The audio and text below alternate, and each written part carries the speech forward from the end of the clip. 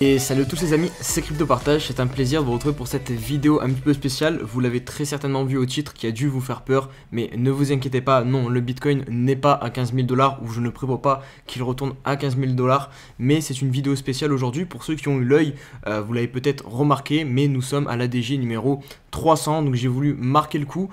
Et du coup j'ai fait une vidéo un petit peu spéciale où je retrace les 1 an de ma chaîne, parce que ça fait aussi quasiment 1 an jour pour jour que j'ai lancé ma chaîne, ça fait même un peu plus d'1 an.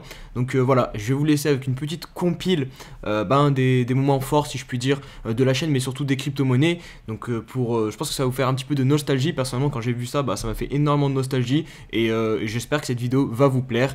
N'hésitez pas tout de suite à mettre un like pour soutenir le travail, parce qu'elle m'a pris beaucoup plus de temps que d'habitude à faire cette vidéo, et vous inquiétez pas, on se retrouve demain pour une ADJ plus classique. Allez, ciao ciao.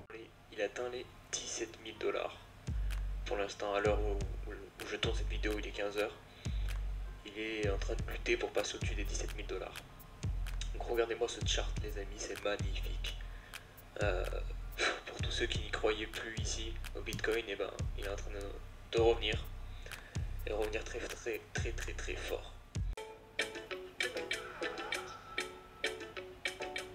Salut à tous les amis, c'est CryptoPartage, j'espère que vous allez bien. On se retrouve le 24 novembre 2020 pour l'analyse du jour. Au programme Bitcoin qui retourne aux 19 000 $ et qui est plus très loin de son ATH. XRP est toujours dans le vert, il s'est arrêté, il est monté au 1 $ quasiment. Et là il a retracé un petit peu, mais c'est toujours très haussier. ETH au-dessus des 600 $. Et XLM qui nous a fait un truc de fou malade cette nuit. On va voir ça, tout ça en analyse dans quelques instants. Et on va quand même passer aux bonnes nouvelles avec Elrond qui continue sa poussée malgré la correction du Bitcoin. Regardez-moi ça, il est venu s'appuyer pile poil sur cette ancienne résistance ici. Et là ça a servi de support du coup, et il est reparti. Il se trouve aux alentours des 14 $ là. Donc c'est plutôt pas mal de voir qu'il résiste malgré la petite correction du Bitcoin. Et salut à tous les amis, c'est CryptoPartage, j'espère que vous allez bien. On se retrouve pour la vidéo du 20 décembre 2020 avec au programme un nouvel ATH de Bitcoin hier, 24 200 $. Il ne veut pas s'arrêter décidément. Je sais que ça doit être terriblement dur pour toutes les personnes qui ne sont pas dans le train encore, qui veulent investir du Bitcoin depuis un petit moment. Mais comme je vous répète souvent dans mes vidéos, faites au moins un petit DCA. Et salut à tous les amis, c'est CryptoPartage, c'est un plaisir de vous retrouver pour la vidéo du 25 décembre 2020. Alors avant de débuter la vidéo, évidemment, je vous souhaite à tous un joyeux Noël. J'espère que vous avez passé de bonnes fêtes, que vous avez profité de vos proches. Et regardez, Bitcoin nous offre un petit cadeau ce matin avec un nouvel ATH. Donc là, c'est pas jour, il a corrigé un petit peu, mais non loin des 24 500 $. On va analyser ça évidemment en deuxième partie de vidéo. Et salut à tous les amis, c'est CryptoPartage. C'est un plaisir de vous retrouver pour la vidéo du 4 janvier 2021. Beaucoup de choses à dire, il se passe beaucoup de choses en ce moment. On a un début d'année mouvementé sur les crypto-monnaies, mais dans le bon sens, vu que pour les altcoins c'est pas mal, avec ETH qui nous a fait sa grosse perf hier soir et qui est monté même jusqu'à 1200 $. Débuté les altcoins par l'Ether, donc en mensuel on se retrouve, donc on le promet en début de vidéo. Regardez, c'est vraiment très propre ce que nous fait l'Ether d'un point de vue chartiste, je trouve. Depuis cet ATH de 2017, on a eu un magnifique double bottom, un W qu'on est venu casser et venu faire un beau pullback. On a bien travaillé du coup ce pullback, et là derrière on est parti comme une fusée rechercher l'ancien plus haut de 2017, et cet ancien plus haut qui est en train de nous servir de plafond là concrètement, puisque même dans une unité de temps plus petite, on va le voir juste après, c'est là-dessus qu'on tape, ça nous repousse, on n'arrive pas à passer au-dessus, mais je reste quand même très bullish sur les terres évidemment. Avec la news principale, donc c'est Elon Musk qui est de retour sur Twitter, et pas de n'importe quelle manière. Déjà il avait dit qu'il était plus sur Twitter pendant un bon moment, il revient directement après quelques jours. Et regardez, il tweet sur le Dogecoin avec notamment cette photo où on a l'emblème du Dogecoin. Et ces tweets là, donc vous dites Dogecoin is the people's crypto, donc la monnaie du peuple. Donc évidemment derrière, encore une fois, on repart pour un tour sur le Doge, ça explose, plus 50% en quelques heures, etc. Allez, on va rentrer tout de suite dans le vif du sujet avec du coup cette news qui est tombée dans la journée. Donc c'est Tesla qui vient d'annoncer à la SEC apparemment qu'elle aurait acquis plus de 1,5 milliard de dollars en Bitcoin. Donc la réaction sur le cours du Bitcoin s'est fait directement savoir puisqu'il a break à la hausse et qu'il a touché un nouvel ATH à 45 000 dollars. D'analyse du 23 février 2021 et comme vous pouvez le constater, de toute façon je pense que vous l'avez déjà vu ce matin sur vos portefeuilles en vous réveillant, c'est la panique sur le marché crypto. Bitcoin a corrigé de plus de 15% pour venir chercher les 47 000 dollars, même il est descendu un peu plus bas, on va voir ça sur les graphiques.